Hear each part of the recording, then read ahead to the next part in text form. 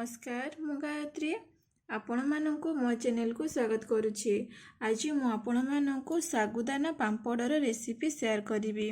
सागुदाना पांपड़ बनैया पे हमकु ए सब सामग्री दरकार। एठी मु सागुदाना को 3 घंटा आगरु बतुराई रखिथिली। आउ सागुदाना पूरा फुली जाइछि। गोटे चामच कला जीरा नेइछि, स्वाद अनुसार लूण नेइछि, आउ फूड कलर नेइछि। गैस ऑन करिकी 2 ग्लास पानी गरम हेबा को रखिछे। पानी गरम हो गलानी। एबे सागुदाना को दे देबे।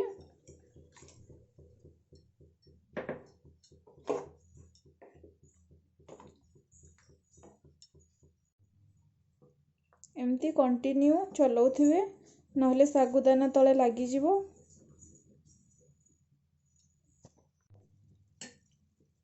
एबे मु कला जीरा को दे देबे।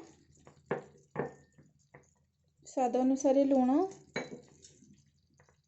और फूड कलर दे देबे और सबको भलसे मिसई देबे।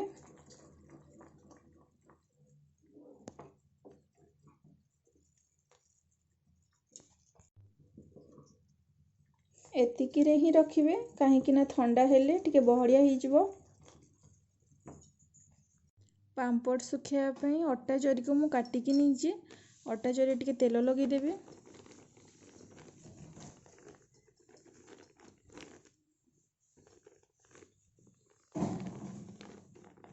तेल लगे द्वारा पांपड़ सुखीगला परे जरीरू भलसे छाड़ी थाए। हल्का ठंडा हो जाइए, पूरा ठंडा करिवेनी। मुझे जरी रे पांपड़ पकेबी, सेथिपाई हल्का ठंडा कर नीचे। एबे मु पांपड़ सब बने नेबी।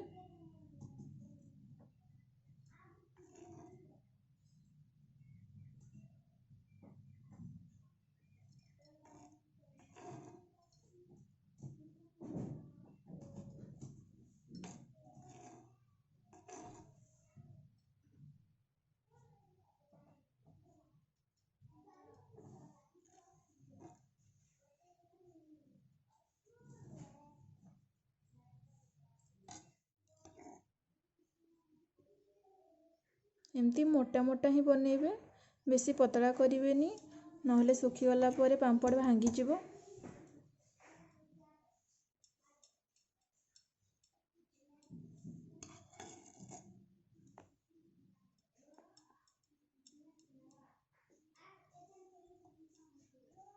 मु एठी सब पांपड़ बने नीचे। एबे खरारे सुखे देबी।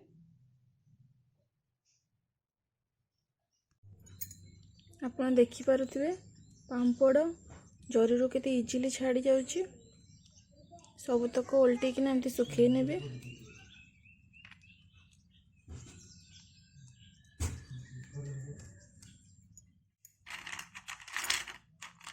दुई दिन खरारे सुखेला परे पांपड़ पूरा सुखी जाइछे।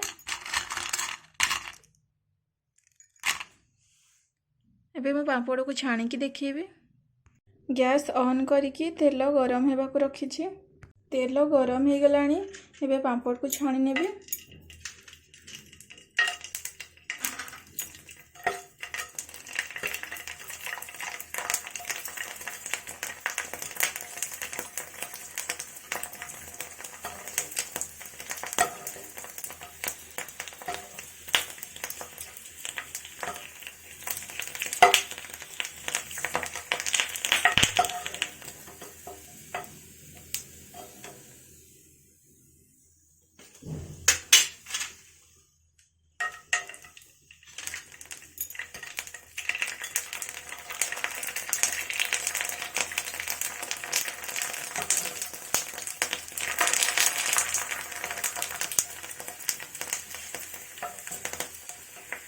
एपरे सब पांपड़ को छाणी नेबी।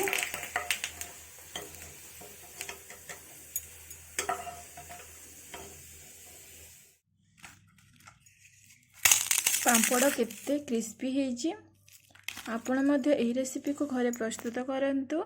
आ केमिति लागिला मते कमेंट रे जणांतु। धन्यवाद।